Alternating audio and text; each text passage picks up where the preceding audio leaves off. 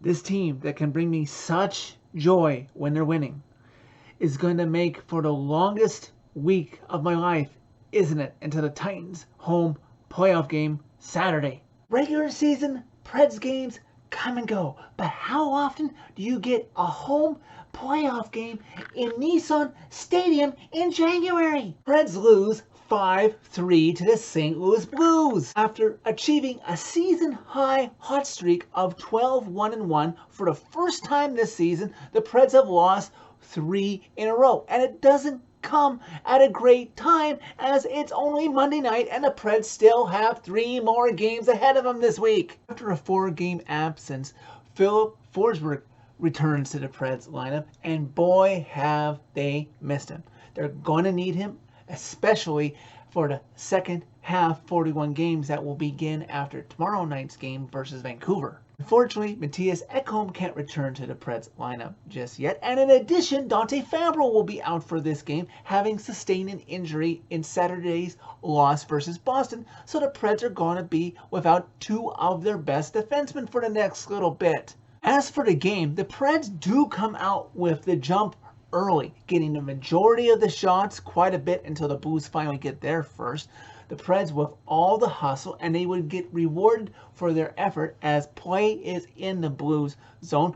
Matt Duchene waits, gets it over to Ryan Johansson. That's 16 million between those two players who create the offense that opens the scoring. Preds up 1-0. Preds would then get blessed with a golden opportunity to break this game wide open, and in retrospect probably have put this game away in the first period as Luke Schenn gets called for tripping Roman Josi, and shortly after that, Robert Bertuzzo knees Roman Josi. I see some things haven't changed, Bertuzzo, you freaking piece of bleep. And the Preds get a 5-on-3 opportunity with well over a minute and a half to use it, and they can't score, and the Blues escape unscathed. Just under 10 minutes into the game, I knew Robert Bertuzzo would have to answer the bell and go against somebody on the Preds. And you would think, as of late with the way he's been playing, scoring goals, getting into fights, that it would be Tanner Jeannot. But of all people, Ben Harper sticks up for his teammates and gets into a tussle with one Robert Bertuzzo. I know we rag on you quite a bit, Ben, and most of it is well-deserved, but thank you from the Preds teammates, I'm sure, and the fan base for reminding Robert Bertuzzo that the Preds Nation does not forget. Just over 4 minutes left to go in the first period. The Preds outshooting the Blues by a total of 14-3 at that point when Forsberg drives into the Blues zone and gets it past Husso. Preds up 2-0. That's now Forsberg's 19th goal of the season, moving him 13 within reaching David Legwand and 14 of passing him for all-time Preds goal scorer. Just 19 seconds later, though, playing the Blues zone, Luke Schenn passes it over the stick of Ryan Johansson before he can deflect it away, and Luke Cunning cannot reach Barbashev, who gets the puck. Saros cannot get over to stop him, and it's in the net. The lead is down to 2-1 Preds. And just over 2 minutes left to go in the first period. Borieski in the box for hooking David Perron. The Blues on the power play in the Preds zone. Loose puck that Ryan O'Reilly finds, and he gets it past Saros. Just like that, after the Preds had a beautiful 2-0 lead, this game is all tied at 2 after 1. Blues have a great chance early in the second period to get their first lead of the game, but Saros is up to the task. But the Blues would get rewarded because after the Preds go down and try to score and are denied, the Blues come right back. Luke Schenn keeps it, snaps it past Saros. The Blues have their first lead of the game, 3-2.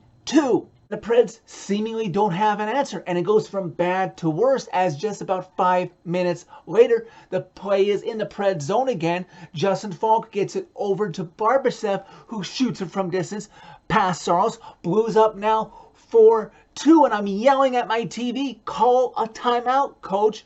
pull Saros, give him somewhat of a rest for tomorrow versus Vancouver, but he does neither, and the teams play on. The Preds would have a great chance to climb back into this game about 8 minutes into the second period. The Blues are on a power play, and the Herd line is on the ice, and shorthanded, Sissons and Trennan get a great chance, but Husso makes two huge saves for the Blues. Preds getting chances with their tenacity, their hunger, staying on the puck. Later, Perron in the box for holding Roman Josi.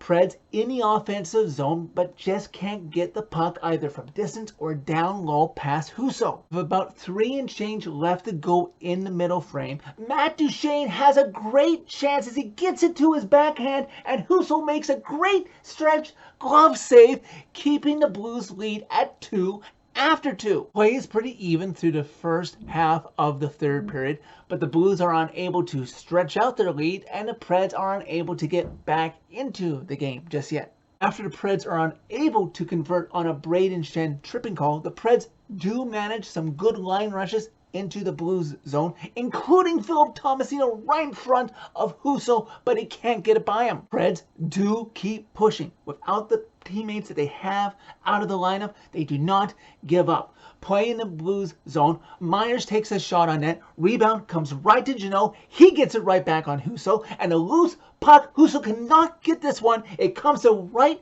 to the stick of Yakov Trennan, who buries it, cutting the Blues lead down to 4-3. The best chance after that for the Preds to even this all up and forget about the fact that they blew a 2-0 lead and fell down by 2 goals was about the 13-minute mark of the third period. Ryan Johansson, great look at Husso's glove hand, and he shoots it over it. Oh my God, if he had shot it a little lower, it would have been in, and it would have been a 4-4 game. Preds getting chances, not converting, including Ben Harper from the blue line that can't beat Husso, and I don't know in retrospect if Preds Nation would have been able to handle a Ben Harper game-tying goal. Just under 3 minutes left to go in regulation. Blues still up 4-3 in this one. Blues tired, so they are sending the puck the other way out of their zone, and Mark Borieski is skating back.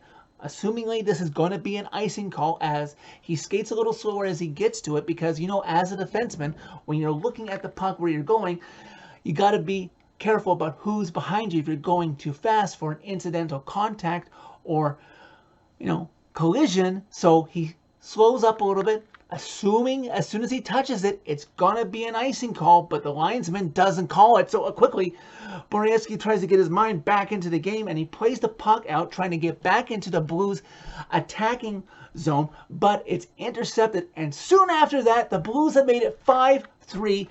Shen giving the Blues the 2-goal lead again. I saw that I wasn't alone on Twitter. I checked. I don't know if I'd see if Blues fans would agree, but that should have been an icing call. But alas, it's not. The Blues have their 5-3 lead. They don't score an empty netter, and the Preds can't get any back. Blues win this game 5-3.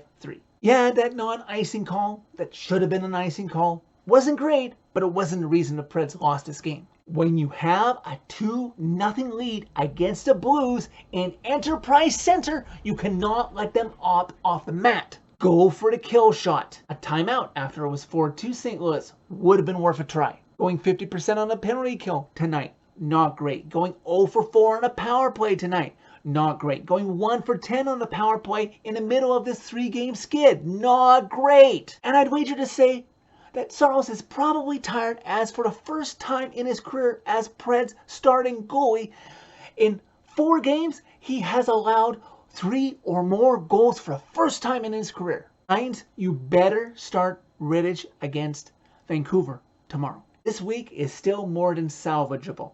You have 3 games left this week against teams that are all below you in the standings. Just take it 1 game at a time. So that's it for this video. Thank you very much for watching. As always, hit like if you like this video. Click subscribe if you really like it. You can find my social media by clicking on the channel name.